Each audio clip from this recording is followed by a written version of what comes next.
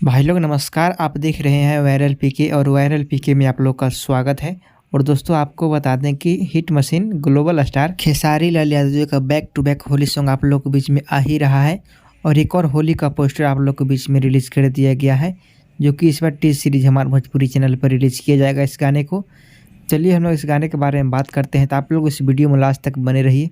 और अगर आप लोग चैनल पर न्यू है तो चैनल को सब्सक्राइब कर लीजिएगा और वीडियो को अपने तरफ से एक लाइक कर दीजिएगा। तो आइए हम लोग इस गाने के बारे में बात करते हैं। तो दोस्तों आपको बता दें कि गाना का टाइटल है पिचकारी पकड़ के, जो कि इस गाने को ग्लोबल स्टार खेसारी लाल यादव जी के साथ में नेहा राज जी गाना को गाया है, जो कि ड्यूट सॉन्ग है।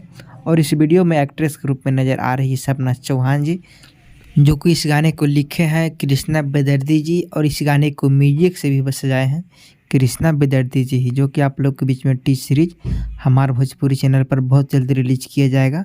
और दोस्तों आप लोग चैनल पर न्यू हैं तो चैनल को सब्सक्राइब करके बेल आइकन कॉल कर लीजिएगा। तो चलिए मिलते हैं अगले अपडेट के साथ, तब तक के लिए।